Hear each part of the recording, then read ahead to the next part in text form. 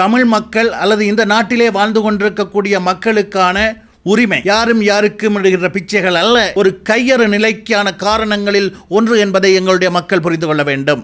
வரவு செலவு திட்டத்திலே ஒதுக்கப்படுகின்ற நிதி ஒதுக்கீடுகள் என்பது யாரும் யாருக்கும் இடுகின்ற பிச்சை அல்ல. அது தமிழ் மக்கள் அல்லது இந்த நாட்டிலே வாழ்ந்து கொண்டிருக்கக்கூடிய மக்களுக்கான உரிமை. இந்த நாட்டிலே வாழ்ந்து கொண்டிருக்கின்ற மக்கள் ஒருவரும் இந்த நாட்டிலே வரி செலுத்தி கொண்டிருக்கின்றோம். ஒரு சாதாரண குடும்பம் ஒன்று அன்றாட செயற்பாடுகளை முன்னெடுப்பதற்கு மாதாந்தம் 40,000 ரூபாவை ஒரு மறைமுக வரியாக செலுத்தி கொண்டிருக்கின்றது. அந்த அடிப்படையிலே இந்த நாட்டிலே வாழ்கின்ற ஒவ்வொருவருக்கும் நன்மை அளிக்கும் வகையில் வரவு செலவு திட்டத்தினூடாக நிதி ஒதுக்கீடுகளை மேற்கொள்ள வேண்டிய தார்மீக கடப்பாடு எந்த ஒரு அரசாங்கத்திற்கும் இருக்கின்றது. அந்த அடிப்படையிலே தான் மேற்கொள்ளப்படுகின்ற வரவு செலவு திட்ட நிதி ஒதுக்கீடுகளை சரியான முறையிலே பயன்படுத்த வேண்டும் என்பதை நாங்கள் தொடர்ச்சியாக வலியுறுத்தி வருகின்றோம். அவை உரிமைகளே அன்றி யாரும் யாருக்கும் இடுகின்ற பிச்சைகள் அல்ல என்பதை நாங்கள் மீண்டும் வலியுறுத்த விரும்புகின்றோம். ஒரு வரவு செலவு திட்டத்தை எடுத்துக்கொண்டால் ஒவ்வொரு பிரதேசத்திலும் அடையாளப்படுத்தப்படுகின்ற விசேட திட்டங்களுக்கு முன்னுரிமைப்படுத்தப்பட்டு விசேட நிதி ஒதுக்கீடுகள் வழங்கப்படுவது ஒரு புறம் இருக்க, பொதுவான அடிப்படையில் நாடளாவிய ரீதியில் ஒவ்வொரு துறை சார்ந்த வேலை திட்டங்களுக்காகவும் நிதி ஒதுக்கீடுகள் மேற்கொள்ளப்படுகின்றது.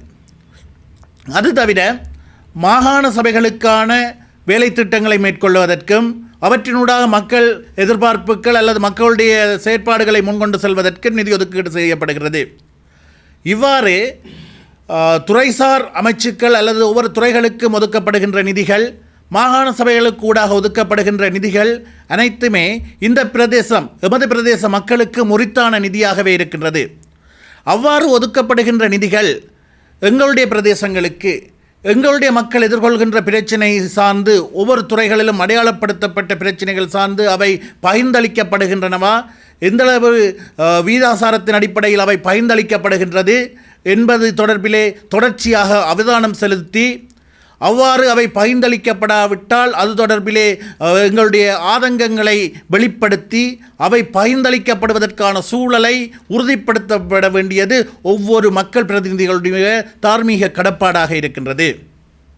அதை விடுத்து ஒவ்வொரு பிரதேசத்திலே அடையாளப்படுத்தப்படுகின்ற விசேட நிதி ஒதுக்கீடுகளை மட்டும் அந்த பிரதேச மக்களுடைய நிதி ஒதுக்கீடுகளாக காண்பித்து அது மொத்த வரவு செலவு திட்டத்திலே ஒரு சிறு பகுதியாகவே இந்த பிரதேசத்திற்கு ஒதுக்கீடு செய்யப்பட்டிருக்கின்றது என்று ஒரு தோற்றத்தை, ஒரு பிரமையை மக்கள் மத்தியிலே ஏற்படுத்த முனைவது அபத்தமானது.